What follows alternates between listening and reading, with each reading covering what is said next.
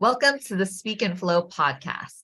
Several weeks ago, I released an episode called The Power of Storytelling. And in that episode, we talked about the framework for a compelling story and how each piece is essential to tell stories that are engaging. Today, we're going to dive into vulnerabilities in your stories and uncovering the truths. Like uncovering the uncomfortable truths, because those complexities, those nuances are what makes stories engaging and powerful. Because as leaders, we want to be seen as inspiring, motivational, strong. So sometimes exposing vulnerabilities in our stories can be uncomfortable. It can be the unknown. And so we don't know quite yet how to balance the both. And so that is what we're going to talk about today.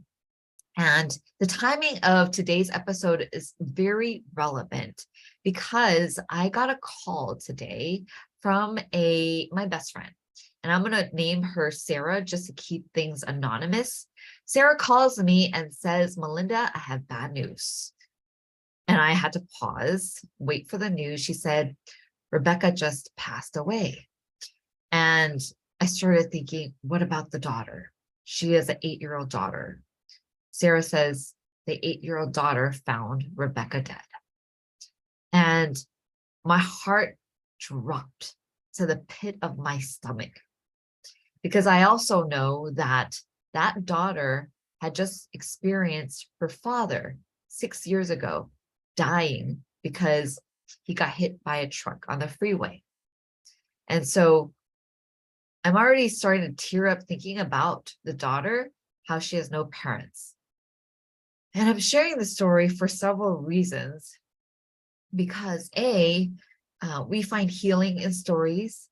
And so thank you for allowing me to share the story, even if I just dropped this on you. It has allowed me to heal. And as I was thinking about whether I wanted to share the story, some key elements that I want to talk about today is important. They're all important to consider. But before we get into those elements, I also want to take a moment to just send that daughter some peace. Take a moment to be in peace and silence for her. Thank you. And the third reason why I share that story is just to feel connected. In that moment that we all had together, we were connected. As I was sharing that story, I hope you dropped into some of the same sadness that I felt, the same remorse and also concern for that daughter. And in that human connection, we were together for just a moment, regardless of where you are in the world or what you may have been doing in that moment. We may have been connected through that sense, through our feelings, because our feelings are universal. That sense of sadness and concern for that daughter, we were connected. And that is the power of story. That is the power of storytelling, going into the human connection. And as I was considering whether I wanted to tell that story, there were 3 components I had to really think about: relevance, authenticity, and boundaries, right? Relevance. Is this story relevant to my audience? I really had to think about that. It's a story about death. It's a story about my friend dying. What does this have to do with my audience? When you are considering your stories, making it relevant is very important, because time is of the essence, right? People are doing so many different things. Are you telling the story just to tell a story? There may be a time and place to tell stories just for the sake of it. Maybe at a party, you're just jibbing away, and then you just tell a story and have fun with it. And that's okay. But in a professional setting, as a leader, we want to tell relevant stories. And so selecting the ones that are relevant to your audience. And most likely, if you think about their challenges, and when you experience a similar challenge, that is the connection. Those are relevant stories to tell. And so in my case, I'm thinking, well, talking about death, but as I thought about it deeper, everyone has experienced death. And the relevant part I made the connection to is that the human connection is so important. And I was hoping that you could feel the human connection and how the power of story can help us feel connected. And it drew you in. And so keeping your story relevant, to keeping it authentic, right?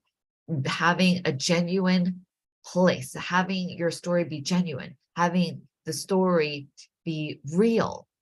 That is what's going to resonate with your audience. And for me, that was just happened today. It was as authentic as I could be. And then that leads us to the third element of boundaries. As I mentioned, as a leader, we all want to be seen as strong, confident, and going into vulnerabilities, uncomfortable places. Where do you draw the line, right? Because we may then be seen as weak when we're too vulnerable. So how do you know how much vulnerability to share? When you're considering the story you're about to tell, ask yourself first, how much emotion do I have in this story? And what kind of emotion is it?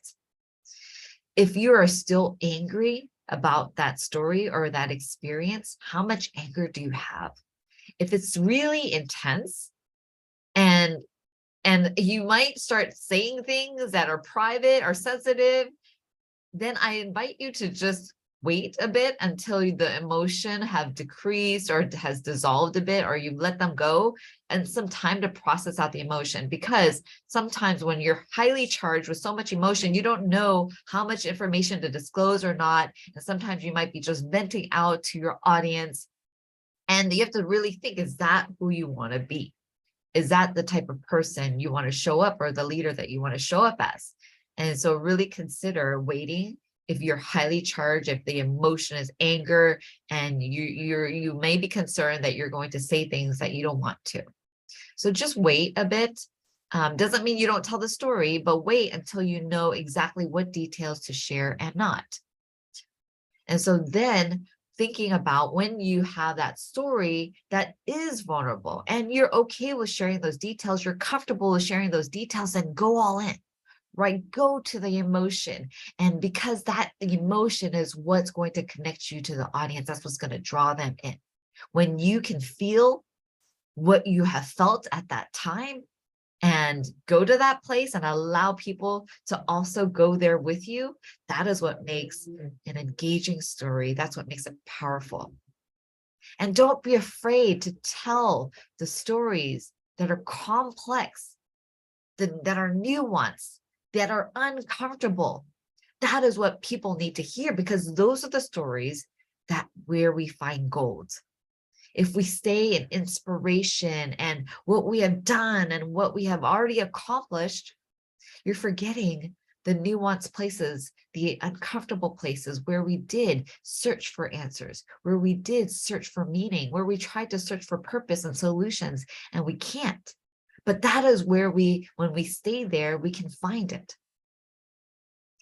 And so today, I shared the 3 elements to consider as a leader and telling vulnerable stories. The first one is relevance, keeping it relevant to your audience. Second is authenticity, keeping it authentic, telling genuine stories that resonate with your audience. And third, knowing your boundaries, how much you are really comfortable to share. By considering those 3 elements, you're going to craft stories that truly inspire. You're going to have stories that lean into the discomfort, that will lean into the uncomfortable places, the provocative places that people need to hear, people are wanting to hear, because that is where we connect. And by going to these places, we're going to uncover the truths of humans, the truth of who we are.